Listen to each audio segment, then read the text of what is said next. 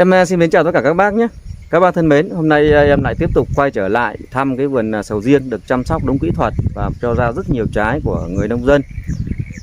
Thì đối với cây sầu riêng là một cái loại cây trồng, cây ăn trái khá khó tính, và quá trình trồng và chăm sóc nó mang rất nhiều các cái loại mầm bệnh. Và hôm nay em sẽ làm video để chia sẻ với các bác về một số cái loại bệnh trên cây sầu riêng và cái cách xử trí lý nó như thế nào. Xin mời các bác cùng theo dõi nhé. Chào mừng các bạn đến với kênh của Đức Trọng Người Tỷ Hồng. Hãy bấm like và đăng ký để ủng hộ kênh của mình nhé. Và nhớ chia sẻ và công chuông để nhận nhiều nội dung từ kênh. Các bác thân mến, sầu riêng là loại cây ăn trái lâu năm và thường xuyên bị nhiều các cái loại bệnh tấn công. Không chỉ hại lá, hại trái mà còn đe dọa đến cả cái việc đời sống của cây. Và trong quá trình trồng và chăm sóc, chúng ta tìm hiểu và biết được các cái loại bệnh trên cây sầu riêng, và cây sầu riêng trưởng thành sẽ giúp chúng ta có thể chăm sóc vườn sầu riêng tốt hơn và đạt được cái hiệu quả cao nhất. Thường thì cây sầu riêng sẽ mắc một số cái loại bệnh chủ yếu như bệnh thán thư, bệnh thối hoa trên cây và bệnh thối quả. Ngoài ra thì một số cái loại bệnh khác như bệnh cháy lá và bệnh thối gốc, chảy nhựa trên cây sầu riêng, vân vân, rất nhiều các cái loại bệnh và ảnh hưởng trực tiếp đến cái sản lượng trong quá trình chúng ta trồng và phát triển cây sầu riêng. Đối với cái bệnh thán thư trên cây sầu riêng ấy, thường cái nguyên nhân là do các cái loại nấm nó gây ra bệnh, và thường xuất hiện ở khoảng giữa tán lá trở xuống, và thường cái bệnh này nó hay xuất hiện ở trên các cái lá già. Và để nhận biết cái bệnh này thì cũng dễ thôi các bác. Đầu tiên là những cái vết ở bên trong lá như sún nước và xuất hiện ở chóp lá hoặc rìa các cái lá, và sau đó các cái vết bệnh nó sẽ lớn dần và có tâm màu trắng và có nhiều vòng đồng tâm, và trên các vòng đồng tâm thì có những cái đốm chấm nhỏ li ti. Và để phòng trừ cái bệnh thán thư này thì chúng ta có thể sử dụng một số cái loại thuốc bảo vệ thực vật như Aviso, rồi Manzoze, Super, Cát, vân vân, rất nhiều các loại thuốc hiện nay đang bán trên thị trường và cho cái hiệu quả đặc trị rất cao. Chúng ta có thể mua trực tiếp ở các cơ sở bán cung cấp thuốc bảo vệ thực vật có uy tín và chúng ta về tiến hành phun. Thường thì chúng ta sẽ tiến hành phun trực tiếp trên lá.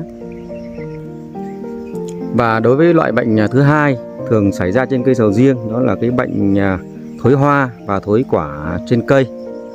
Đối với bệnh thối hoa thì hiện tượng là các cái vỏ bao quanh sầu riêng sẽ bị nấm tấn công, và cái nguyên nhân gây bệnh cũng do các loại vi khuẩn nấm ảnh hưởng đến cuống hoa, và hiện tượng xảy ra cái hiện tượng các cái hoa của cây sầu riêng sẽ bị thối nhũn. Thì để phòng trừ cái bệnh thối hoa trên cây sầu riêng thì các bác cũng nên quan tâm đến cái việc cắt tỉa tạo tán để vườn cây sầu riêng của chúng ta được thông thoáng, và phun một số cái loại thuốc điều trị. Đặc biệt hiện nay bà con nông dân chúng ta sử dụng rất nhiều đối với loại thuốc có tên là thuốc hạt vàng để phòng trừ cái bệnh thối hoa trên cây sầu riêng, rất hiệu quả. Còn đối với cái bệnh thối quả trên cây sầu riêng thì đây cũng là một cái bệnh hết sức tai hại các bác. Thường nó xảy ra trong cái thời điểm vào mùa mưa hoặc thời tiết có sương mù, có độ ẩm cao, đặc biệt là ở cái giai đoạn trái đang còn non. Cái loại nấm này thường xâm nhập ở các cái vết cắt, các vết chảy xước trên cây sầu riêng và các cái loại sâu đục trái trước đó để lây lan và có thể tràn lan khắp vườn. Cái hiện tượng này để phát hiện thì khi xảy ra nó thường thối cuống trái và thối nhũn cái ở thân, xì mủ và thối rễ cây. và gây cái hiện tượng lá vàng úa, sinh trưởng kém và gây thối và rụng trái hàng loạt trên vườn sầu riêng của chúng ta. Và cái bệnh thối trái nó xuất hiện ở bất kỳ vị trí nào trên cây trái. Thông thường thì nó sẽ xuất hiện ở bên dưới đít cây trái sầu riêng. Thông thường thì nó xuất hiện thối ở một cái chấm nhỏ và sau đó thì nó sẽ lây lan và phát triển rộng hơn trên trái sầu riêng, dẫn đến trái sầu riêng bị thối và rụng. Để phòng trừ cái bệnh thối quả sầu riêng thì ngay khi trồng sầu riêng chúng ta cũng cần phải lưu ý đối với cái mật độ trồng và thường xuyên tỉa cành tạo tán sao cho đảm bảo cây sầu riêng của chúng ta được thông thoáng. Thường thì bà con nông dân chúng ta tiến hành trồng cây sầu riêng ở mật độ khoảng 8 đến 10 mét trên một cây. Và chúng ta cũng cần phải thường xuyên dọn vệ sinh vườn, làm sạch cỏ và thu gom những cái cành, cây tán chúng ta quá trình cắt tỉa, không để đảm bảo cho vườn nó được sạch sẽ, để tránh các cái mầm bệnh gây thối quả. Và tiến hành tưới nước, bón phân sao cho hợp lý, tránh trường hợp chúng ta lạm dụng đến việc tưới nước và bón phân, sẽ cũng là cái nguồn để cho cái mầm bệnh nó phát triển. Và khi quả đậu nhiều thì chúng ta cũng có thể tiến hành các biện pháp như là bọc quả và phun các cái loại thuốc phòng bệnh trước khi cái bệnh thối quả nó bị lây nhiễm. Và cái bệnh tiếp theo ảnh hưởng lớn đến cái chất lượng cây sầu riêng đó là bệnh cháy lá. Thường thì trong quá trình quang hợp, lá sẽ tiếp xúc với ánh nắng mặt trời. Thường là trong cái thời tiết nắng gay gắt, hoặc là chúng ta lạm dụng một số loại thuốc không đảm bảo, dẫn đến cái việc cháy lá trên cây sầu riêng. Thường thì ban đầu nó cũng cháy ở một cái đốm nhỏ và sau đó sẽ lây lan, dẫn đến cháy một phần hoặc toàn phần các lá. Nếu hiện tượng xảy ra cháy lá nhiều sẽ dẫn đến chết cành. Và để tránh cái trường hợp xảy ra hiện tượng bệnh cháy lá thì chúng ta cũng cần phải thường xuyên dọn vườn thông thoáng và bón phân tưới nước cho cân đối.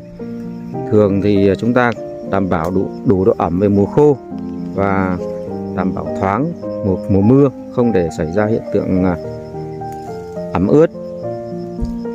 Và chúng ta có thể sử dụng một số cái biện pháp hóa học như phun các cái loại thuốc khi cái bệnh chớm xuất hiện và ở giai đoạn vườn trồng cũng như kinh doanh để phòng trị trước cái bệnh này. Và chúng ta sử dụng các cái loại thuốc ở những cái cơ sở cung cấp thuốc uy tín, không mua các cái loại thuốc giả tràn lan trên thị trường, sẽ dẫn đến các cái loại tạp chất làm ảnh hưởng đến cái việc có thể xảy ra việc cháy lá trên cây sầu riêng. Một cái loại bệnh mà ảnh hưởng rất lớn đến cái sản lượng cây sầu riêng đó là cái bệnh thối gốc và chảy nhựa trên thân cây sầu riêng. Đối với cái bệnh này thường xuất hiện bắt đầu xuất phát từ gốc và lây nhiễm dần lên thân cây sầu riêng, làm cháy các cái lớp vỏ thân và dẫn đến ảnh hưởng rất lớn đến cái quá trình phát triển của cây. Đặc biệt nặng có thể là xảy ra chết cây. Nguyên nhân của cái bệnh này là cũng do một số cái loại nấm tấn công vào ở vị trí gốc và thân cây sầu riêng. Và do cái quá trình chúng ta trồng canh tác cây sầu riêng là không đảm bảo được vệ sinh vườn, dẫn đến sinh ra các loại nấm rễ, nấm gốc rất tai hại. Và để phòng trừ cái bệnh này thì các bác cũng nên thường xuyên cắt tỉa tạo cành cho cây sầu riêng được đảm bảo độ thông thoáng, vệ sinh sạch sẽ vườn. Đặc biệt là đối với các vị trí gốc cây sầu riêng, không nên để quá nhiều cỏ và những cái cành chúng ta cắt tỉa xả xuống bên dưới, sẽ là cái nguồn phát sinh ra cái nấm gây bệnh phát triển rất mạnh. Và chúng ta cũng cần phải kiểm tra vườn thường xuyên và lưu ý ở các cái gốc và thân cây, và để phát hiện sớm những chỗ bị bệnh khi bệnh còn chưa lan rộng. Và thường xuyên chúng ta phun các cái loại thuốc sát khuẩn và bón vôi ở khu vực gốc để đảm bảo vườn của chúng ta hạn chế tối đa được cái mầm bệnh. Khi xảy ra hiện tượng này thì đặc biệt ở các vị trí thân và gốc thì các bác có thể dùng các vận dụng dao hoặc là các vận dụng khác bằng kim loại đảm bảo sạch sẽ. Chúng ta có thể khoét và cắt cái khu vực bị nấm bệnh nó ra, và chúng ta có thể quét hoặc là phun một số cái loại thuốc sát khuẩn để đảm bảo các cái vết bị bệnh nó không bị lây lan rộng lên khắp thân cây sầu riêng. Và nếu bệnh nó lây lan rộng lên các cái cành thì chúng ta quá trình điều trị nếu bị nặng quá, chúng ta có thể cắt bỏ các cái cành bị bệnh đi và chúng ta đưa đi xa ra khỏi khu vực vườn để tránh bị lây nhiễm chéo. Và thường xuyên phun các cái loại thuốc phòng bệnh trên cây vườn sầu riêng của chúng ta để đảm bảo chúng ta ngăn ngừa được các cái mầm bệnh này ngay từ sớm. Ngoài ra thì cây sầu riêng còn một số loại bệnh khác như bệnh nấm hồng trên cây và bệnh nấm trên trái sầu riêng. Nó sẽ ảnh hưởng rất lớn đến cái năng suất và cái chất lượng của trái. Đối với cái loại bệnh nấm trên trái sầu riêng thì nó xảy ra ở tất cả các giai đoạn khi cây sầu riêng của chúng ta ra trái. Và nó thường phát triển mạnh vào mùa mưa, vào những cái ngày thời tiết lạnh có độ ẩm cao, và thể hiện được nhiều sợi nấm màu trắng bao phủ các cái vết bệnh như màng nhện ở trên trái sầu riêng, dẫn đến thối trái và xảy ra cái hiện tượng rụng trái hàng loạt. Riêng đối với cái bệnh nấm trái này, nó không chỉ phát triển trên trái mà nó còn có thể lây lan và phát triển mạnh trên các cái thân và cành của cây sầu riêng các bác nhé. Và bệnh này nó cũng thường xuất hiện, ban đầu nó xuất hiện một đốm nhỏ ở đít trái và sau đó nó sẽ lây lan ra một phần hoặc toàn bộ các trái, và thường thì nó có cái mùi thối rất khó chịu. Và để phòng trừ cái bệnh thối trên trái nấm trên trái sầu riêng thì chúng ta cũng phải thường xuyên quan tâm giữ vệ sinh cho vườn cây được thoáng mát.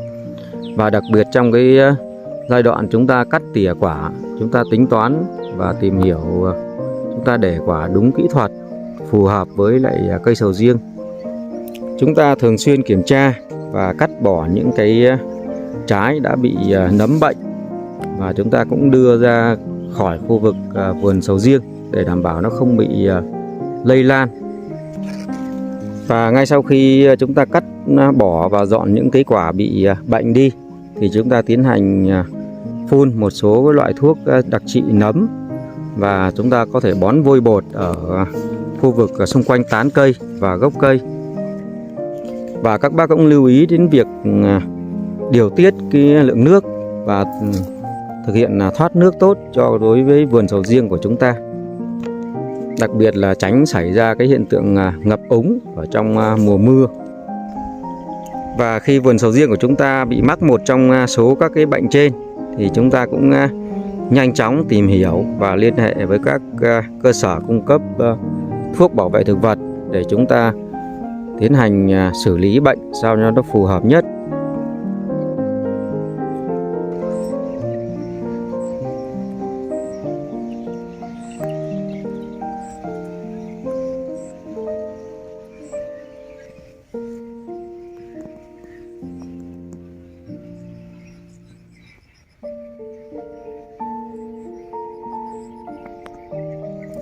Như vậy là em cũng vừa cùng với các bác tìm hiểu về một số cái loại bệnh mà thường gặp trên cây sầu riêng trong quá trình chúng ta canh tác, trồng và phát triển đối với cây sầu riêng.